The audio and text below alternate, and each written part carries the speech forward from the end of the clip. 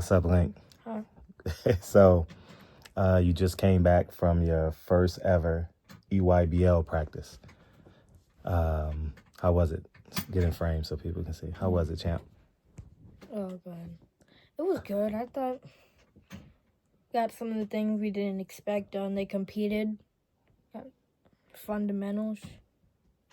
One thing that shocked me was the underhand layup. I thought he was going to say overhand. After he said jump stop, I said, oh, yeah, we good. But then he said underhand layup. Get back in frame, champ. I was baffled by that. But other than that, I liked it. What's some of the things you learned? Shot selection. Can't force up bad shots just because they're bigger and you're tired. Bring it back out and go right back again. If you don't have it, swing the rock and just get back into it. How about defensively? What did you learn defensively today? Cut him off, take a sharp angle and cut the offensive man off.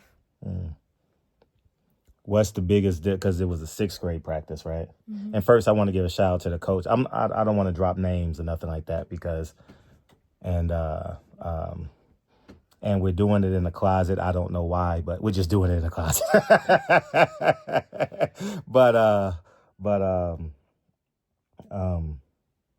I want to thank the coach for inviting us out.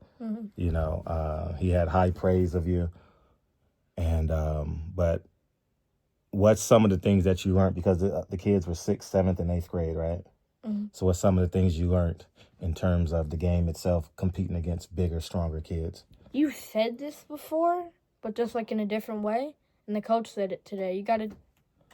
Basketball's about angles. You got to take a sharp angle to the basket. Or what you would say, like, how do you say it? You got to create the violence. Create the violence. You got to create the violence. You got to take the angle. You know, you got to create and it's a football, not a football, but I played football in college, but it's a boxing terminology. You got to create the violence, you know, with your jab. You dictate how this fight is going to be fought. And in basketball, you got to take the angle because the defender wants to use the sideline and the half court line as a teammate. Yeah. Right.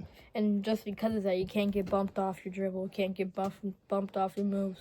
And that usually happens when you It's one move and go. Yeah. Usually you say it's a split. It's a split. Yeah, splits is... Protects the ball, shields the ball, and puts you in a place to go forward. It does. And I don't know why so many kids go behind the back. Because a guard like you... Because I teach you to follow the ball out on defensively, right? Yeah. So when they go behind the back, it takes too long because you gotta go all the way out. Right. And it compromises them because how we teach defense that together on 3, it's going to create advantages, especially late in the game, second half, last 5-10 minutes of the game. You know, it's going to create competitive advantages for us. But overall, was it a good experience? Yeah. Would you want to go back again?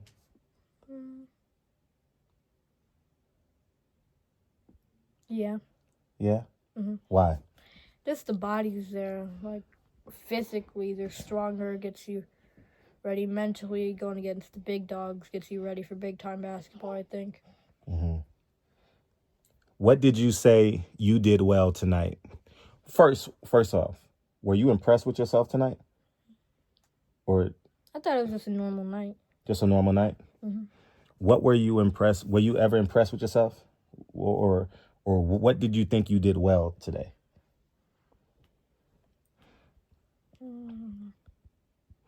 Bringing the ball back out, not forcing things just because they're bigger and you're tired and you just want to get the offensive possession over. I thought I did a good job bringing the ball back out and getting right back into it. What does that mean? Like retreat, dribble, staying low and ready to attack again if the first counter doesn't work.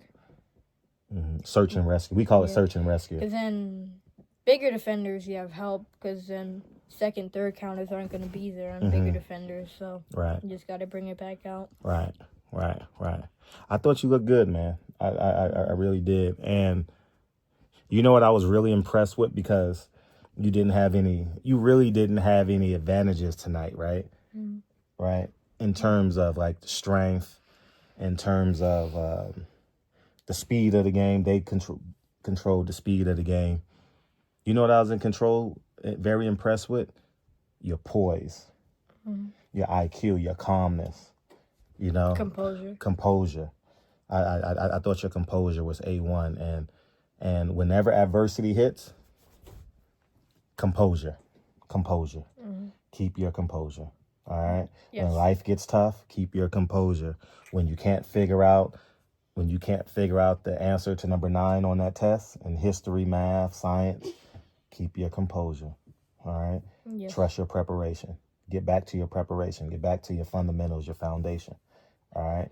Get back to the Team Hawthorne foundation. All right. Because it's going to be tough. It's going to be tough. You're going to be at camps. You're going to be taking finals in high school and middle school and elementary school. And you're going to have to trust that. Okay. But overall, I thought you did well, and your poise, composure was A1. Was Team Hawthorne approved. All right. And the most beautiful girl in the world is here. Say goodnight. Good night. All right. Appreciate you, man. Peace. Peace. Team Hawthorne out.